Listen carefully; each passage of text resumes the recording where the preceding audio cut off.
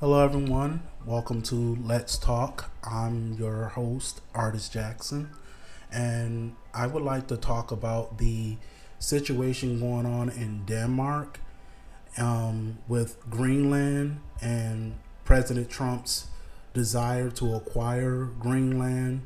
And as a Republican, I think that there's nothing wrong, first of all, with wanting to expand the jurisdiction of the United States and acquiring new states into the Union.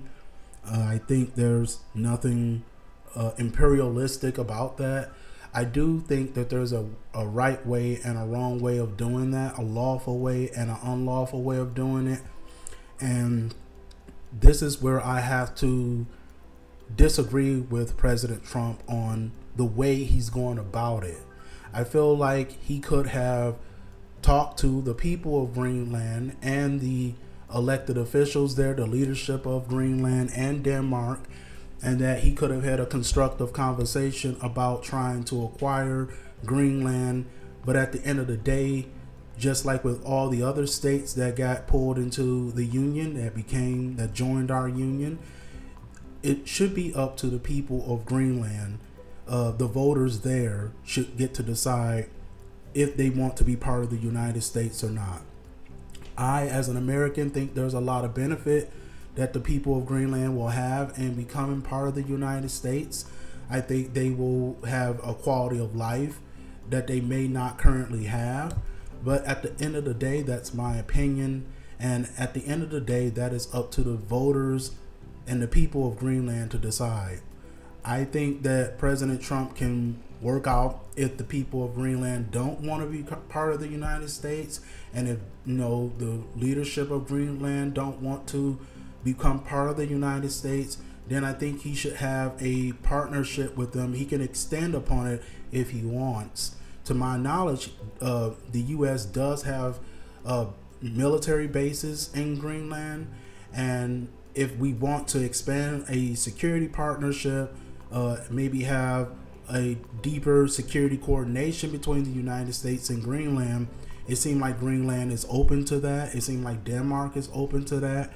But I don't think you should be trying to use force and intimidation to force a country, a sovereign nation, to become part of your country.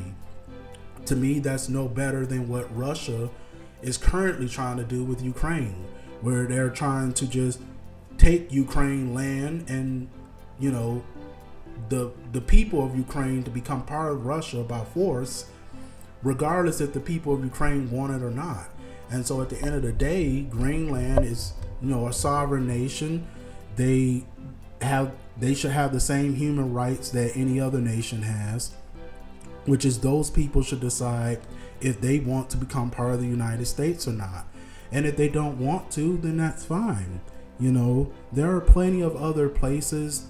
Trump, if he want to, bring in new states into the union, there's plenty of other places around the world that would love to become part of the United States. There's plenty of places around the world where there are currently no people or very low residents are currently living there. And I'm sure it would be easy for Trump to offer money and other guarantees to the governments that operate these places, and it would be easier to bring them into the union. But going about it this way, trying to intimidate the government and leadership there into joining the United States, I don't think that's the right way to do it. And I think the people of Greenland should be able to decide if they want to join the United States or not. And if you approach them in a respectful way, and if you approach them as your equal and not inferior to you, and the same with the leadership there's a higher chance they could consider joining the United States. And it'll be a more easier situation and easier process to get that done. So at the end of the day, I have no problem with Trump wanting to bring more states and more territory to the United States.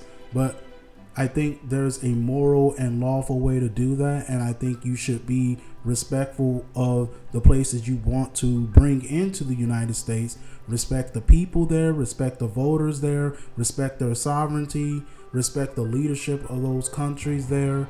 And if you do those things and you have a good proposition, I'm pretty sure it'll be easier to bring other nations and other people into the United States. Expanding the United States, is nothing wrong with that, but there is a way to do it. And currently, our administration is not doing that, in my opinion. This is Ardis Jackson with Let's Talk. We'll have another episode where we'll talk about other issues. Thank you so much for giving me your time, and have a blessed day. Thank you.